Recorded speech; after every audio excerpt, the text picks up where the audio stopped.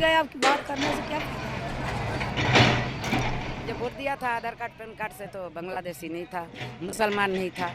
अब मुसलमान भी है, बांग्लादेशी है। मोदी सरकार ने तो सब कुछ हमारे लिए सब बेकार कर दिया है। उनको तो वोट दे के बेकार कर दिया हम लोगों ने। जब इतना इंसान है, जितने इंसान को सर्वे किए हो उस हिसाब से तो हर किसी को मिलना चाहिए। अब 2014 के प्रूफ बता रहे हो तो 2014 के सब प्रूफ हमारे पास है, ऐसा कौन सा नहीं है, सबके पास है। सिर्फ एक राशन कार्ड हमारा नहीं था, इसलिए ऐसे कैंसिल किया गया।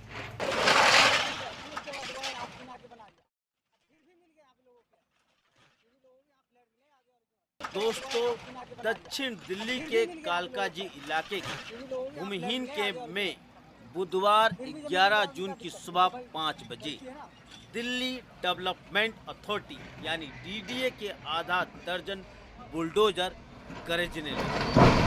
डीडीए का बुलडोजर एक्शन भारी दिल्ली पुलिस और पैरामिलिट्री जवानों के साथ किया गया, जिसमें 1200 परिवारों के घरों पर बुलडोजर चलाया गया। ये कहना गलत नहीं होगा, 1200 परिवारों को बेघर कर दिया गया। लोगों ने आरोप लगाया दिल्ली पुलिस ने बलपूर्वक कई लोगों को उनके घरों से निकालकर बुलडोजर चलाए। कई लोग अपने सामान तक नहीं निकाल पाए, कई बच्चों की किताबें दब गई। आपको बता दें, भूमिहीन कैंप के लोग करीब 3 सालों से डीडीए और दिल्ली हाई कोर्ट से अपने घर बचाने और पुनर्वास की मांग को लेकर फरियाद करते आ रहे हैं, लेकिन डीडीए ने 1200 परिवारों के दस्तावेज में कमी बोलकर घर देने से इनकार कर दिया। इस फैसले को चुनौती देने के लिए निवासियों ने दिल्ली हाई कोर्ट का दरवाजा खटखटाया था, लेकिन बीते 2 जून को हाई कोर्ट के जस्टिस धर्मेश शर्मा की बेंच ने भूमिहीन कैंप के निवासियों को राहत देने से इनकार कर दिया था। मगर चौंकाने वाली बात यह है, इस आदेश से पहले ही डीडीए ने भूमिहीन कैंप के दर्जनों घरों पर बुलडोजर चला दिया था। इसी बुलडोजर कार्रवाई को 11 जून की सुबह 5 बजे फिर से डीडीए ने दोहराया है। इस बुलडोजर एक्शन से पीड़ित लोगों से विकल्प वाणी ने बात की। विकल्प वाणी, सच्चाई की खोज। सर छुपाने का छत था वो भी सरकार ने छीन लिया। अब क्या कर सकते हैं गरीब आदमी को, वो तो सरकार तो समझते हैं क्या कीड़े मकोड़े है, साले को जैसे मर्जी वैसे मार दो। जब सरकार की गर्ज पड़ता है तो हाथ जोड़ के आता है, भैया हमारे वोट देना, इसको देना, मैं ये करूँगा वो करूँगा। और जब छत छीन रहा है तो कौन सा सरकार आ रहा है देखने के लिए? गरीब आदमी देख रहे हो, इतना धूप में साले मर रहा है, कोई सरकार आ रहा है? कहाँ जाएंगे, रोड पर बैठेंगे, कहाँ जाएंगे? सरकार के इतने ही रहता तो हम लोग का घर दे देता, तो हम लोग अपना अपना घर में चले जाते। सरकार नहीं दिए हम लोग का घर, बेघर से घर कर दिया हम लोग का सरकार। अब वोट का टाइम में सरकार आता, हाथ जोड़ जोड़ के मांगता है। अब वोट राशन कार्ड नहीं खोजता था, कैसे वो कागज दो वोट मारो। ये टाइम में हम लोग को बहुत धोखा दे दिया। जब वोट दिया था आधार कार्ड पैन कार्ड से तो बांग्लादेशी नहीं था, मुसलमान नहीं था। अब मुसलमान भी है, बांग्लादेशी है, कोई नहीं है।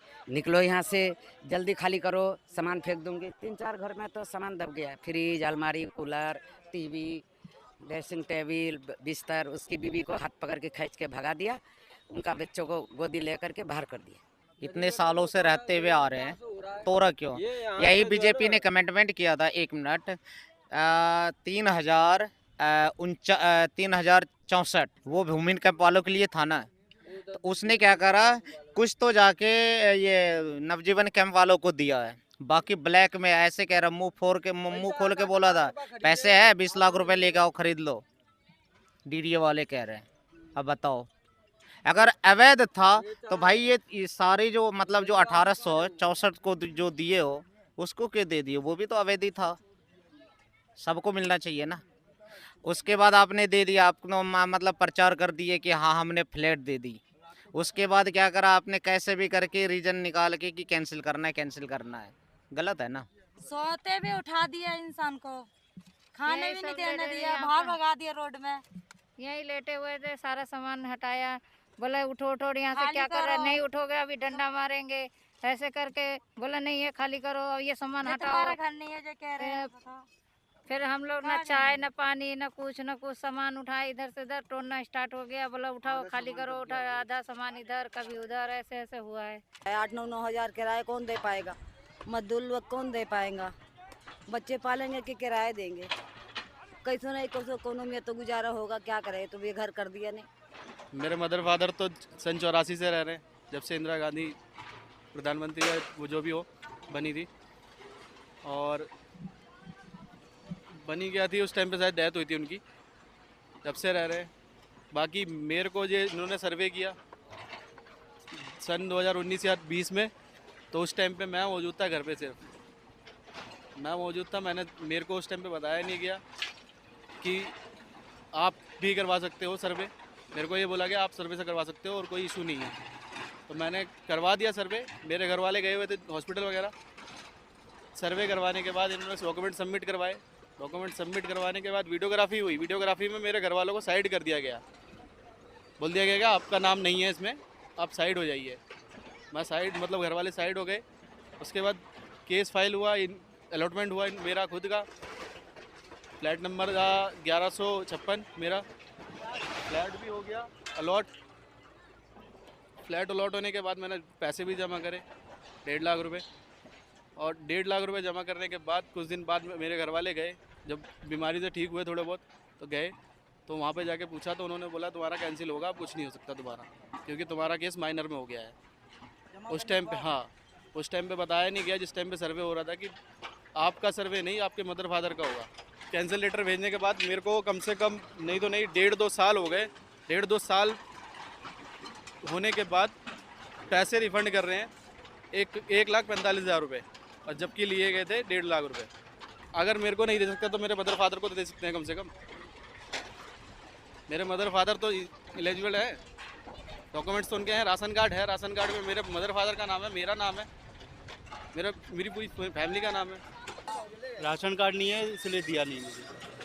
हम 3 भाई हैं, अब लड़ाई हो रही है फ्लैट के लिए, कहाँ जाएंगे?